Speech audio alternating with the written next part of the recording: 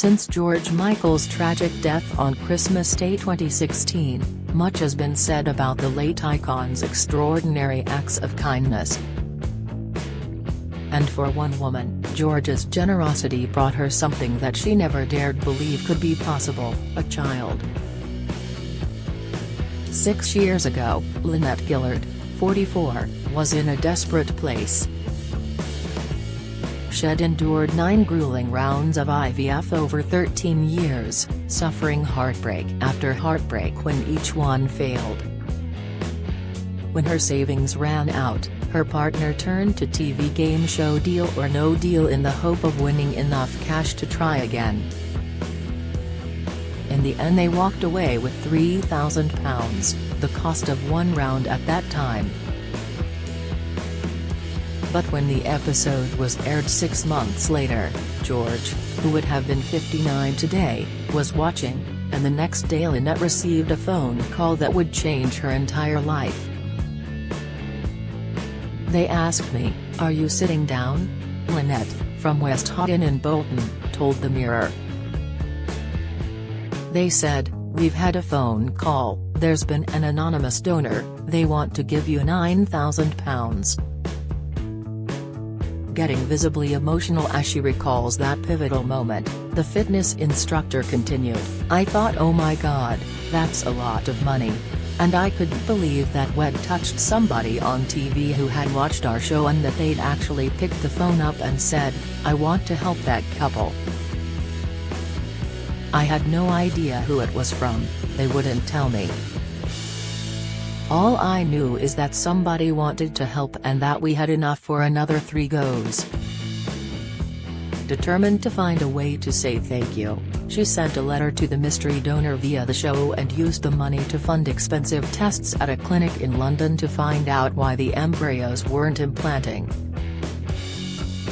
Lynette was born with a rare condition called uterus didelphys, where the uterus, cervix and vagina are divided by a thin layer of tissue, creating 2 of each. On top of that, the tests revealed she had a high level of natural killer cells, meaning that immune cells meant to fight disease were actually attacking and killing her embryos. The good news was that it could be treated. Get the news you want straight to your inbox. Sign up for a Mirror newsletter here. Then in late 2017, a miracle happened. Lynette fell pregnant naturally, missing her period on Christmas Day, the day of George's tragic passing. It would take almost a month for Lynette to pluck up the courage to take a pregnancy test though, such was her fear of suffering more heartache. That Boxing Day, House of Games host Richard Osman, who was a producer on Deal or No Deal, tweeted about George donating cash for a contestant's IVF. Lynette called the production company to get in touch with Richard, who confirmed that yes, she was the person in question. "It didn't sink in at first, but when it did, I just burst into tears," Lynette said of the surreal moment. "I thought, this is mad.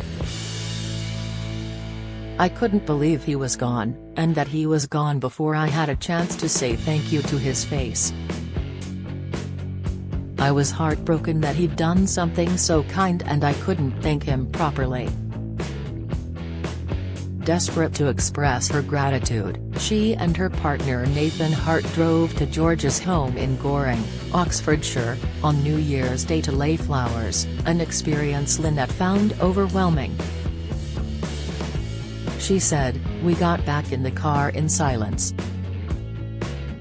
Nathan said to me, 'I feel like I've come down to see somebody and they're not there.' It was the saddest thing. There was still no sign of her period. And by January 21, Lynette felt so unwell that she booked a doctor's appointment, fearing she was seriously ill. Not for 1 second did she dare entertain the idea that she might be pregnant. She couldn't bear to hear suggestions that it could be morning sickness. she didn't want to be given false hope. Finally, with a ski trip just days away, she took the test and was astonished when a miraculous second line appeared. By that time she was 8 weeks pregnant. I looked at it and thought, I've done that wrong, just because I was so used to seeing negatives, she said. Nathan just looked at it and said, "You are pregnant." I thought I was going to be sick, I couldn't believe it. I drove round to my friend's house in my pajamas, threw the test at her at the front door and said, "Is that right?" Then just burst into tears. It was my time. But she wasn't out of the woods just yet. With only half a uterus to grow the baby and half a cervix to support him, Lynette had been warned that she wouldn't carry past 28 weeks and would need to be induced. At one point she spent 6 hours in hospital after suffering a bleed, but believes George kept sending signs, trying to assure her that this time, it would all be okay. "I was constantly thinking, I've got this child and it's going to be taken away from me. I know it's going to be taken away. I'd been given this gift and just thought I would lose it," she explained. "And every time I had this feeling of, I'm not going to get what I want at the end of this, I'd get signs." After getting back in the car, she turned the radio on to find George's hit Faith playing. In the end she made it to 39 weeks, and was undergoing an emergency C-section when suddenly George's "Jesus to a Child" came on the nurse's radio. Her son Seth was born weighing a healthy 7 pounds 10 ounces at 4:05 a.m. on September 3, 2017, 9 months after George's passing. "All the odds were against me and I'd finally done it. He was perfect," she says. "I felt so lucky. I look at him every day and know how lucky I am. I look at him at night and I kiss him and I think, wow, I'm so lucky. I can't put it into words, I'm just so glad I carried on fighting." This year, her miracle boy will turn 5. He's about to start school and is, says his proud mum, a ball of energy. Despite his tender age, he is also aware of the kindness that an international superstar once showed his mother. She says, "He loves music, and he's funny because whenever George is playing on the radio, he'll say, 'Mummy, is this George Michael?' I'll say, 'Do you know who George Michael is?' And he'll say, 'Yes, he gave you money to have a baby, Mummy.' He knows that his middle name is George, after George Michael." Each year, Lynette and her little family makes the journey to Goring to pay their respects to the late star, with Seth dubbing the occasion, George Michael Weekend. Over the years, they've made firm friends with others who were close to George, and Lynette says Seth is a big hit with them, as well as with the fans. "Fans feel there's a huge link between George and Seth," she explains.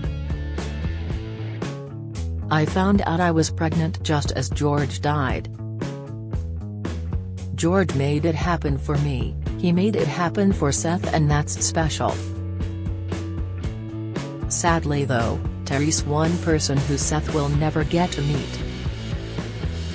I've spoken to a few people who were quite close to George and they've said he would have adored Seth," Lynette continued. "It makes me feel so sad that they never got the chance to meet. George will never know how much he changed my life. All I wanted was to be a mum, I couldn't imagine a future without a child.